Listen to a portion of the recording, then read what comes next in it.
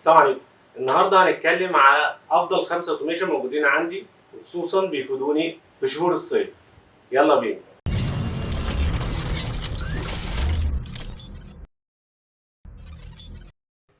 اول اوتوميشن بتكلم عليه النهارده وهو خاص بالمكنسه الذكيه من شاومي. المكنسه دي بعد ما استخدمتها طلعت جميله جدا جدا وفيها مميزات كتير، من ضمنها انها بتمسح الارض وبتشيل لو في اي تراب او اي حاجه لازقه فيها حتى لو كان في بقع.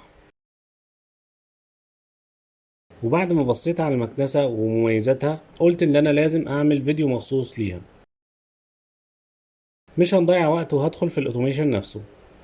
في الاوتوميشن ده بستخدم الجيو لوكيشن او الموقع بتاعي الجغرافي، وده بيتحدد عن طريق الموبايل. اول ما بخرج من البيت الهوم اسيستنت بيعرف اللوكيشن بتاعي وبيعمل حاجات كتير في البيت، وافضلهم ان هو بيشغل المكنسة دي وبتقعد تلف وتدور وتدخل تحت السفرة والكراسي وتكنس البيت، ولو عايز كمان تمسحه هتمسحه.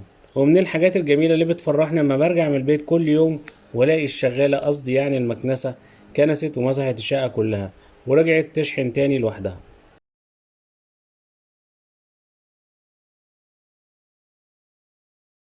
تاني اوتوميشن كان مهم جدا جدا وخصوصا في فترة الصيف. الاوتوميشن ده برضو بيشتغل لما بيكون في حد في الغرفة، على شرط ان درجة الحرارة في المكان او في الغرفة تكون اعلى من 30 درجة.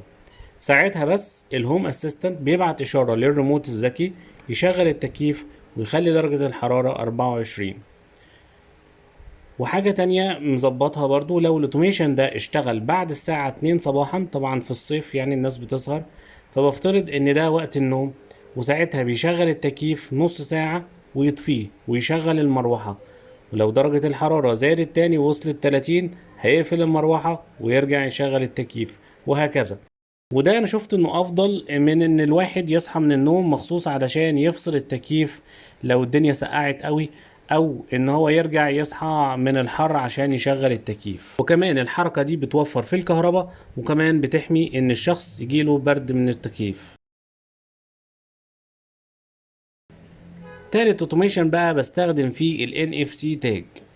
الموبايلات الحديثة بقى فيها خاصية اسمها NFC، ودي اختصار لكلمة Near Field Communication، ومعناها الاتصالات قريبة المجال. ودي استخداماتها كتيرة جدا جدا، انك ممكن تشحن كارت الكهرباء من الموبايل او حتى تحاسب الكاشير بيها بدل ما تطلع كارت البنك وتحاسب بيه. الاوتوميشن ده بحتاج حاجة من اتنين، يا اما ال NFC تاج واقدر ابرمجها عن طريق الهوم اسيستنت ابلكيشن اللي على الموبايل، او QR كود، وبرضه بقدر اطلع الQR كود ده عن طريق الهوم اسيستنت ابلكيشن اللي على الموبايل. في الحالتين ال NFC تاج او ال QR كود بحطهم في اكتر مكان مناسب ليا وللتليفون. لو ال NFC تاج فبحط الموبايل عليها، لو كانت QR كود بعمل لها سكان بكاميرا الموبايل. وفي عملت ان مجرد ما احط الموبايل على الكومودينو جنب السرير الاوتوميشن ده بيشتغل من غير ما ادوس على اي حاجة. الاوتوميشن اول ما بيشتغل بيطفي نور الغرفة اللي انا فيها وانوار الشقة كمان، وبيقفل الستارة الذكية اللي عندي في الغرفة، وبيشغل موسيقى هادية في السماعة اللي في الأوضة عندي.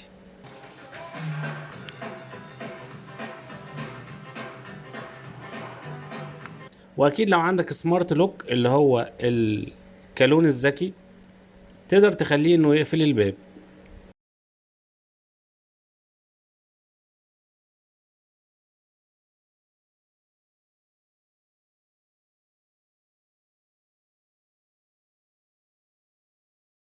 الاوتوميشن الرابع بعد كده ده اوتوميشن سهل ومش بيحتاج حاجة غير جرس الباب نفسه.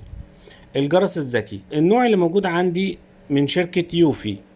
الاوتوميشن ده عبارة لما الكاميرا اللي في الجرس بتشوف اي حد قدام الباب بتبعت نوتيفيكيشن على الموبايل ان في حد، وبمجرد ما تضغط على النوتيفيكيشن اللي بتجيلك على الموبايل بيفتح لك الكاميرا اللي في الجرس الباب وتقدر تشوف مين اللي بره، وكمان تقدر تفتح خط اتصال وتكلمه حتى لو انت بره البيت بعيد. ولو دخلت الجرس مع الهوم اسيستنت تقدر تخليه يبعت لك الصورة على التلفزيون او على اي شاشة عندك لو كانت شغالة بالاندرويد.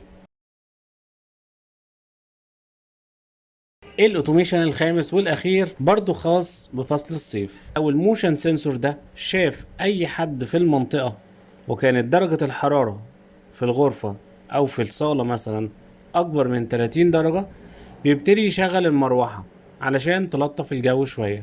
المروحة عندي مش سمارت، وعشان احولها لسمارت ركبت فيشة المروحة في السمارت واي فاي بلاج، وده شغال على برنامج الايوي لينك وشغال بالواي فاي. بس خلي بالك علشان الاوتوميشن ده يكون دقيق اكتر ويقدر يشتغل مظبوط لما يكون في حد، ويوقف المروحة لما ما يكونش في حد في المكان، الافضل ما تجيبش موشن سنسور عادي، جيب اللي هو بريزنس ديتكتور، هيكون افضل بكتير من الموشن سنسور. وده لانه بيدي قراءة دقيقة لو في حد جوه الغرفة او مش موجود جوه الغرفة. ودول كانوا افضل 5 اوتوميشن في اخر 6 شهور عندي. لو عندك اي سؤال اكتبه تحت في التعليقات، ولو عايز تسأل عن اي حاجة في الاوتوميشن اللي انا عرضتها في الفيديو اكتبها لي تحت وهرد عليك. سلام.